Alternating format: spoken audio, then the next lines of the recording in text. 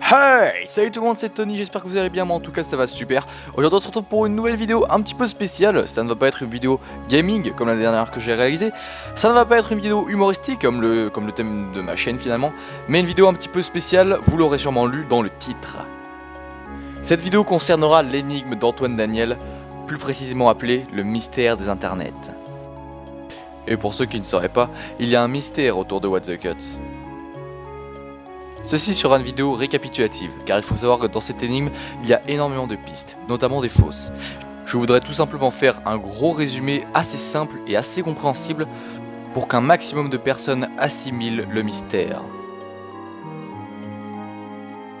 Sachez que pour la réalisation de cette vidéo, je me suis inspiré d'une des vidéos de Imagic the Cat, le mystère des internets, du Wikipédia du mystère des internets, et du live de Wendo et Dikakura accompagné d'Antoine Daniel sur Twitch.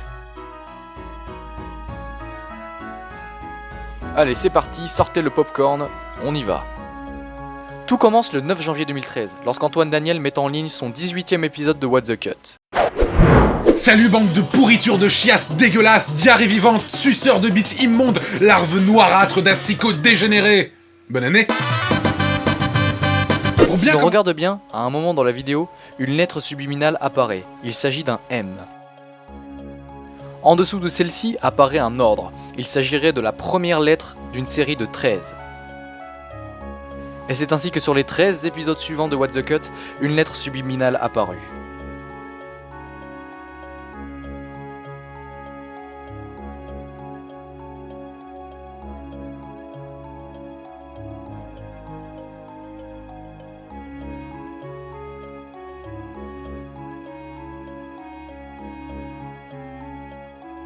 Je tiens à préciser que ces lettres sont mises là volontairement, car chaque fois, vous l'aurez remarqué, Antoine Daniel regarde dans leur direction. C'est donc un choix volontaire. Mais je dois vous avouer que quand j'ai commencé à chercher l'énigme, mon problème n'était pas de savoir en quoi elle consistait, mais plutôt est-ce qu'il y en avait une. Mais vu qu'Antoine Daniel avait déjà mis ces lettres subliminales au montage volontairement, cela prouvait déjà que le mystère était bien là et que c'était lui qui l'avait créé, bien entendu.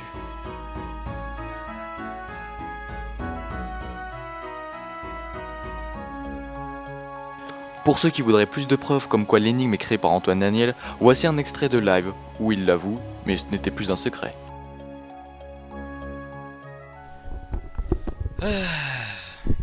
Alors, donc, oui, un live s'imposait ce soir. Oui. On va dire que voilà, je pense qu'il y a pas mal de gens qui ont des questions sur plein de choses. Des questions auxquelles je répondrai, d'autres auxquelles je répondrai pas, évidemment. Et voilà, mais ça me semblait être un peu nécessaire pour ceux qui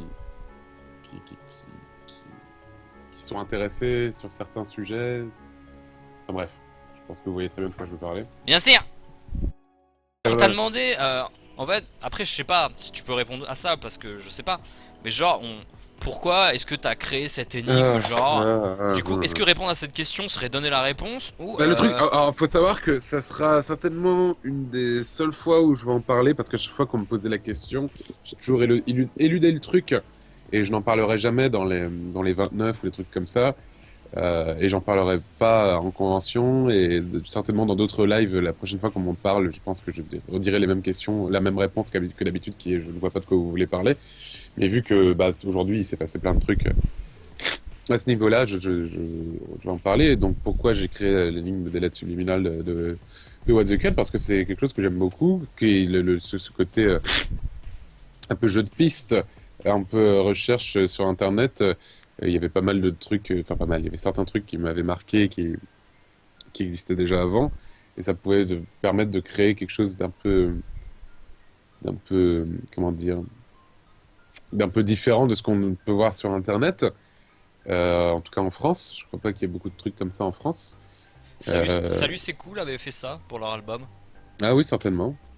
Et enfin bref, et du coup, oui, c'est voir qui peut aller jusqu'au bout et voir ce que ça peut donner, etc. C'est un peu une expérience, on va dire, et c'est amusant aussi. Et c'est amusant. Ah oui, c'est vachement marrant de voir les gens chercher, c'est toujours cool. Ouais, carrément. Carrément, carrément. Nous avons donc la confirmation que cette énigme est volontaire et qu'il faut la trouver. Ensemble, nous pouvons y arriver. Reprenons. Nous obtenons donc 13 lettres.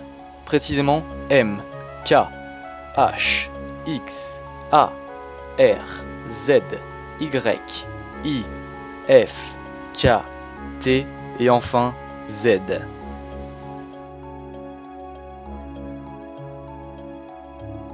Ah, encore une information, le live date de 2 mois. J'enregistre cette vidéo le 21 juillet 2014. J'ai cherché donc l'épisode de What the Cut datant de 2 mois. Je suis tombé donc sur l'épisode 33, qui était le plus pertinent.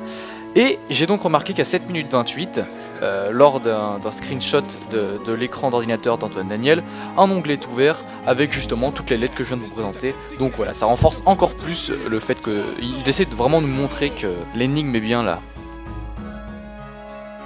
Bon, après il y a d'autres onglets ouverts, notamment sur les Illuminati et sur la zoophilie, donc clairement il se fout un petit peu de notre gueule, mais bon.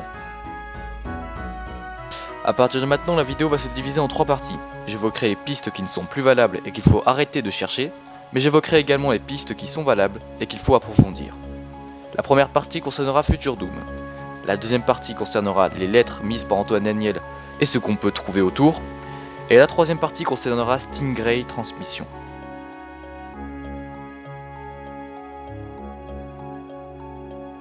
Première partie, Future Doom. Ne vous en faites pas, je vais bientôt vous expliquer ce qu'est Future Doom. Mais je tiens d'abord à vous montrer par quel événement a-t-on soupçonné Antoine Daniel de faire partie de ce groupe. Les soupçons commencent à partir de la fin de l'épisode 28. En effet, cet épisode est celui qui clôt l'apparition des lettres subliminales. La miniature de cette vidéo est également étrange. Le dinosaure que tient Antoine Daniel dans sa main n'a aucun rapport avec le reste de la vidéo.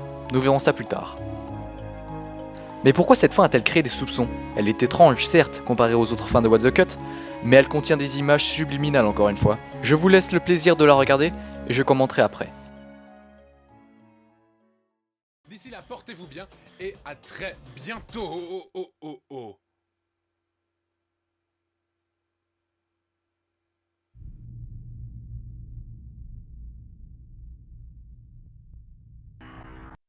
We can consider the history of mankind through the developing relationship to time.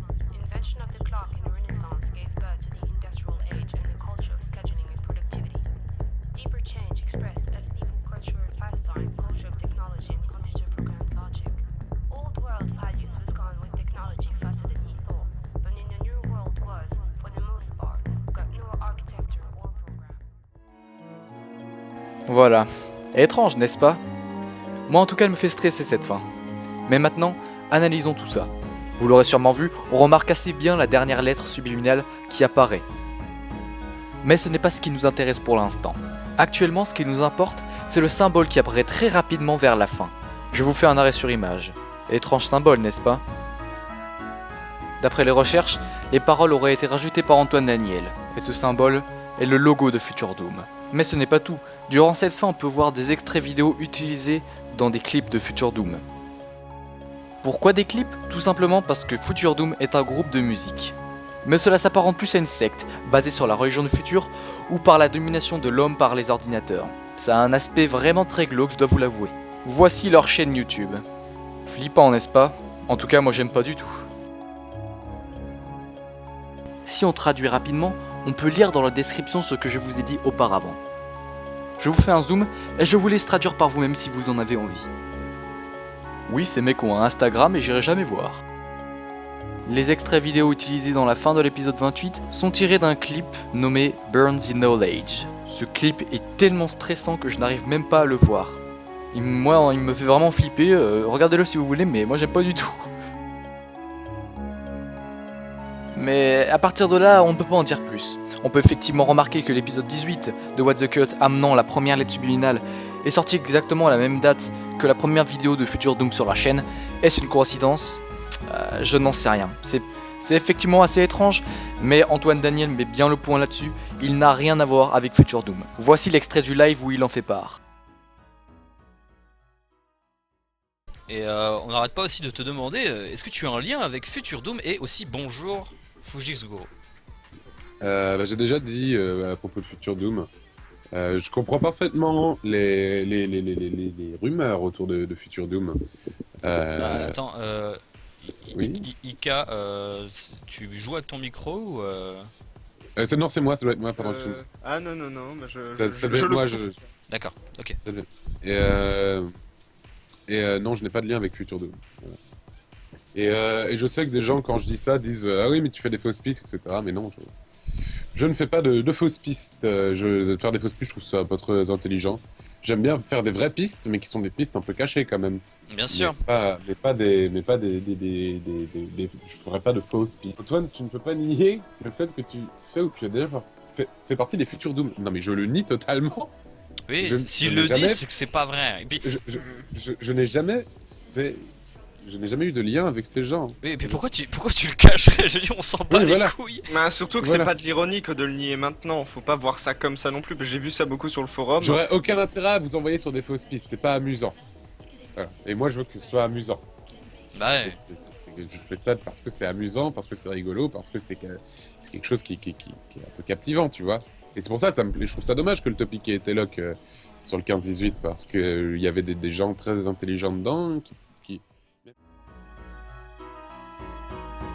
Voilà, j'ai évoqué à peu près tout ce que je savais sur Future Doom, en tout cas tous les rapports qu'il y avait avec What the Cut. Mais nous allons clore cette première partie en résumant que Future Doom n'a rien à voir avec l'énigme. Donc nous avons supprimé une piste, il nous en reste deux. Deuxième partie, les lettres. Revenons sur les lettres que nous avions évoquées tout à l'heure. Comme je l'ai dit, elles ne sont pas là pour rien. Et effectivement, quelqu'un, je ne sais pas qui, a découvert que si l'on tapait toutes ces lettres dans la barre de recherche YouTube, on tombait sur une vidéo assez stressante. Je vous laisse juger par vous-même.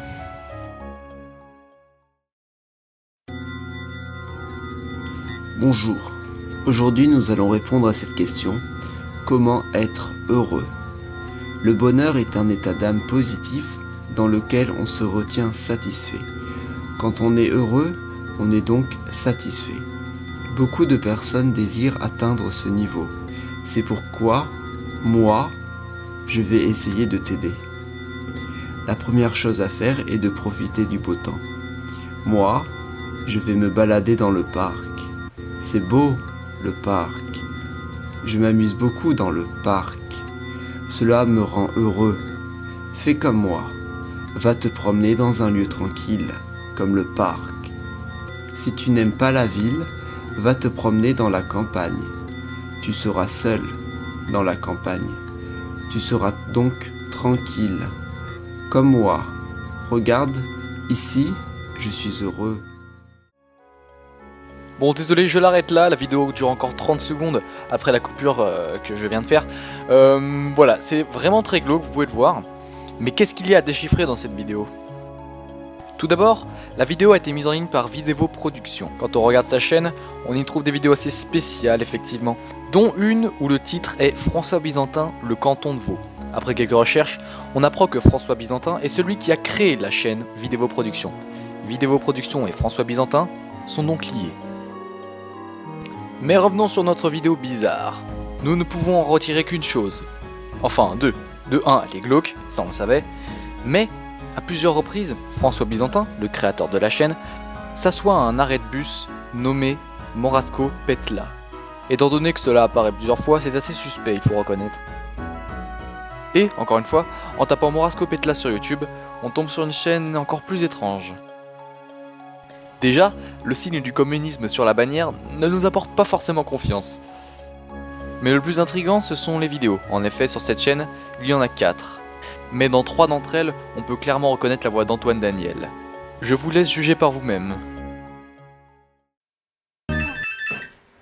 Mais qui ça peut bien être? Allô?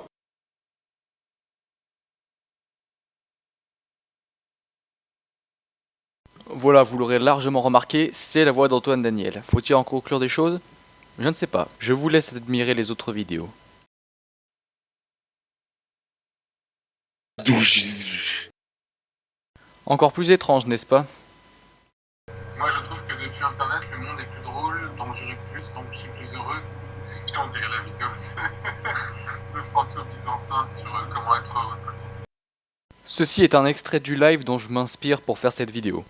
Voici la dernière vidéo de cette chaîne que je vous présente, mais il n'y a pas de rapport avec Antoine Daniel cette fois-ci.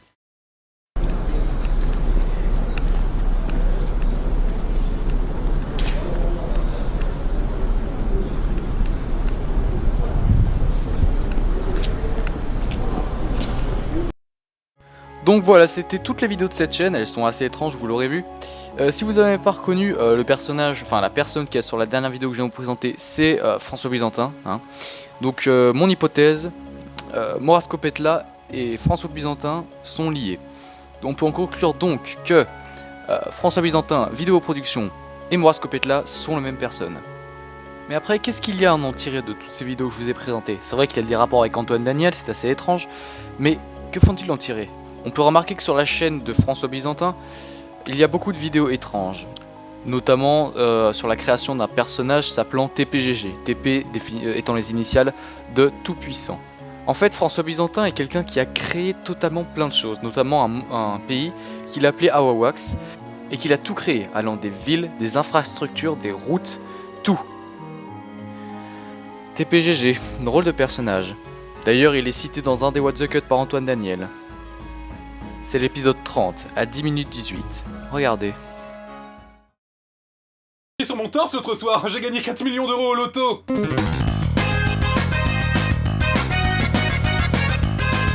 Non mais chier sur le torse pour porter chance, sérieusement?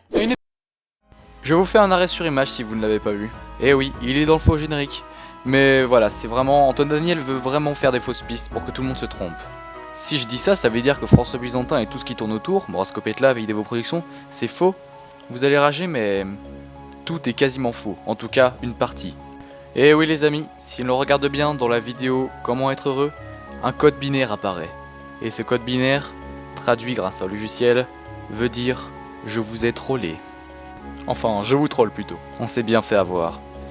Mais est-ce que ce n'est pas une ruse pour qu'on ne cherche plus du côté de François Byzantin? Je ne sais pas.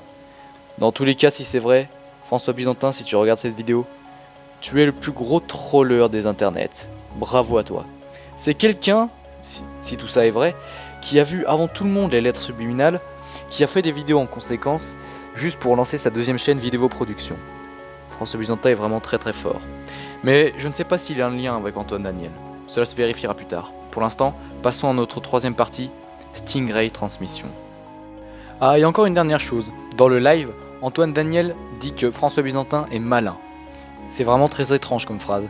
Quand on dit de quelqu'un qu'il est malin, c'est qu'on n'a pas forcément un contact avec lui et qu'il a fait des actions qu'on ne pouvait pas prévoir. Dans ce cas-là, ça voudrait dire que François Byzantin n'a aucun lien avec Antoine Daniel. Mais la piste de Moras Copetla n'est pas à isoler. Bref, passons à notre troisième et dernière partie, Stingray Transmission. Nous ne savons pas vraiment encore ce qu'est Stingray Transmission, mais nous l'avons découvert dans la date apparue de façon subliminale encore une fois dans l'épisode 30 de What the Cut.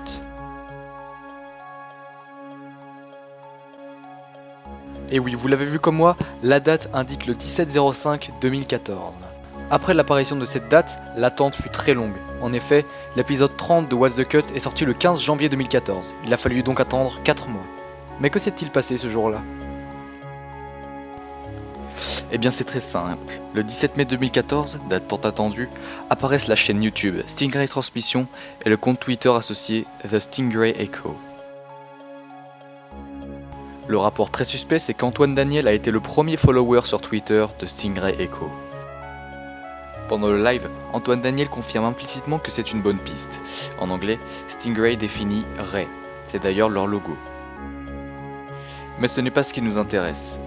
Le jour même, le 17/05/2014, Stingray Transmission partage une vidéo sur Twitter et sur YouTube. Cette vidéo évoque des transmissions et des SOS. Le SOS numéro 1 serait le 17 mai 2014, autrement dit cette vidéo, et le SOS numéro 2 serait programmé pour le 22 septembre 2014. À la fin de cette vidéo, le mot help et réel sont apercevables. Et comme par hasard, le nom de cette vidéo est celui des lettres que nous avons découvert auparavant.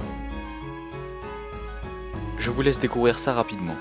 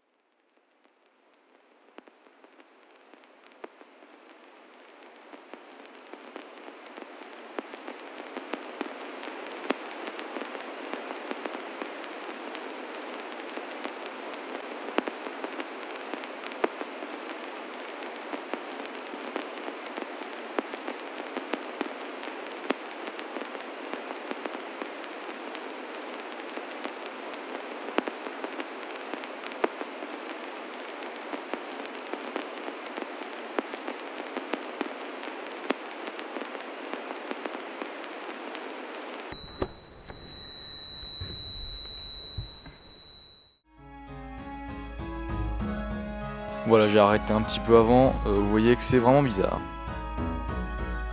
Et vous l'avez remarqué, il est bien écrit que le 22 septembre 2014, il y aura un SOS numéro 2, autrement dit, une deuxième vidéo. Et voici les 6 tweets qui suivent cette vidéo. Voici le premier. On peut déchiffrer, tout ce que vous avez trouvé auparavant est faux. Sur le second, on peut déchiffrer, non, Morascopetla ou Future Doom sont de fausses pistes. Je ne peux pas rester, je vais me faire repérer sinon. On savait que Future Doom était une fausse piste, mais Morascopetla, ce n'est vraiment pas sûr. Jusqu'à maintenant, ces tweets étaient postés le 18 mai. Les tweets que je vais vous présenter maintenant ont été postés le 27 mai. Le premier tweet du 27 mai est assez étrange. On peut lire « locked », autrement dit « fermé » en anglais. Le tweet suivant est un code binaire. Il s'agit du codage binaire du mot « help » étant « aider » en anglais. Le tweet suivant est encore un code binaire, mais celui-ci est le codage binaire de ce mot que je n'arrive pas à lire, qui est en fait le mot à l'envers de Melchisedech. Il s'agit d'un nom d'un personnage biblique apparaissant comme représentant l'autorité ultime sur Terre à l'époque d'Abraham. Remarquons également la présence dans plusieurs tweets de tirets et de doubles tirets, dont le sens est jusqu'à présent inconnu. Peut-être sont-ils là pour donner un simple effet mystérieux, ou peut-être il y a quelque chose à en tirer. Code Morse. Les tirets seraient des points et les doubles tirets des traits. Les 2 tweets suivants datent du 11 juillet 2014. Ceci est du Panjabi couplé à du binaire, qui se décode en « ne peut pas attendre septembre ». Cela voudrait sûrement dire que la future transmission aura lieu avant la date prévue du 22 septembre. On notera au passage encore une fois le placement d'espace à des endroits assez arbitraires dans la chaîne binaire, qui pourrait révéler de la stéganographie et donc un autre message caché. La stéganographie, c'est le fait de cacher quelque chose dans un autre. Enfin, le deuxième tweet et le dernier à ce jour est une image. On peut y lire Melchisedech, encore le personnage biblique déjà évoqué dans les tweets du 27 mai. J'ai fait des recherches sur ce personnage, mais je n'ai malheureusement rien trouvé. Voilà, c'était tous les tweets de String Grey Transmission. Maintenant, il ne nous reste plus qu'à attendre la date de la prochaine transmission, soit le 22 septembre 2014 ou avant. Dans tous les cas, nous avons la plupart des éléments en main et nous serons en mesure de découvrir de nouvelles choses, soit au prochain indice de Antoine Daniel, soit à cette future transmission. Dans tous les cas, je vous ai à peu près évoqué tout ce que je savais sur cette énigme. Il y a bien 2-3 détails que je ne vous ai pas évoqués, mais ils ne sont pas très importants et ne méritaient pas que j'en parle. Sur ce, j'espère que cette vidéo vous aura plu. Elle m'aura pris énormément de temps de réalisation, plus de 4 heures de montage ou moins. Voilà, j'espère qu'elle vous aura plu et qu'elle vous aura éclairé sur ce mystère. Si vous avez des recommandations ou des indices à me donner, ou d'autres informations à me donner dans les commentaires, n'hésitez pas, c'est pour ça que les commentaires ont été créés. N'oubliez pas de vous abonner à la chaîne, de liker la vidéo, et encore une fois de lâcher un commentaire si vous avez quelque chose à dire. Merci beaucoup, à plus, c'était Tony.